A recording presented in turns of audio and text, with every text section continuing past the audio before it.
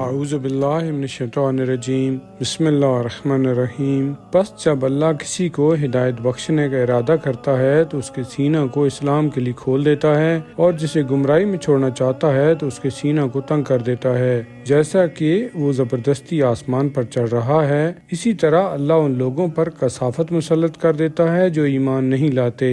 یہ تمہارے پروردگار کا سیدھا راستہ ہے۔ ہم نے نصیحت قبول کرنے والوں کے لیے آیتوں کو تفصیل سے بیان کر دیا ہے۔ ان کے لیے سلامتی کا گھر ہے ان کے پروردگار کے ہاں، اور ان کے اچھے اعمال کی وجہ سے جو وہ کرتے ہیں اللہ ان کا سرپرست ہے۔ اور وہ دن یاد کرو جس دن وہ یعنی اللہ سب جن و انس کو معاشر میں جمع کرے گا، اور جنات سے خطاب کر کے فرمائے گا، اے گروہ جن، تم نے بہت انسانوں کو گمراہ کیا۔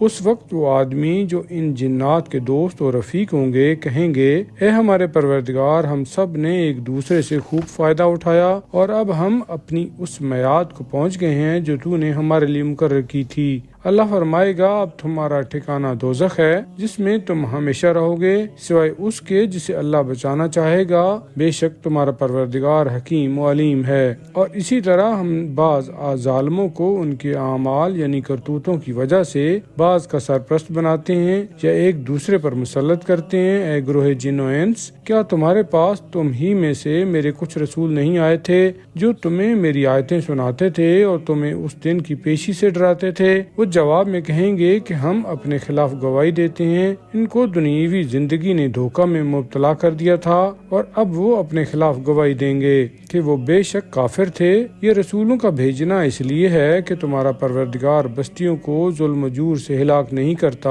جبکہ ان کے رہنے والے بے خبر ہوں، اور ہر ایک کے لیے اس کے عمل کے مطابق درجے ہیں، اور جو کچھ لوگ کرتے رہتے ہیں آپ کا پروردگار اس سے غافل نہیں ہے۔ آپ کا پروردگار بے نیاز ہے، رحمت والا ہے۔ وہ اگر چاہے تو تم لوگوں کو لے جائے اور تمہاری جگہ تمہارے بعد جن کو چاہے لے آئے، جس طرح اس نے تمہیں پیدا کیا اور لوگوں کی نسل سے۔ بے شک جو کچھ تم سے وعدہ وعید کیا گیا ہے وہ بے شک آ کر رہے گا، اور تم خدا کو عاجز نہیں کر سکتے۔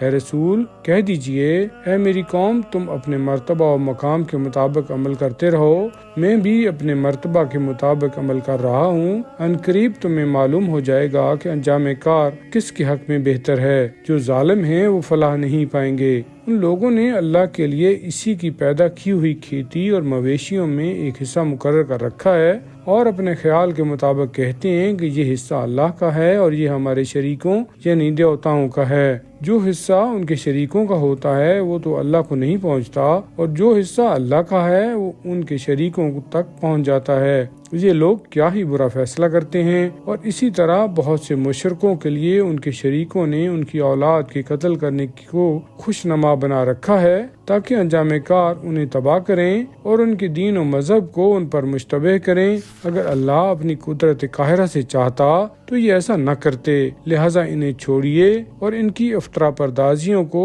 تاکہ وہ ان میں لگے رہیں۔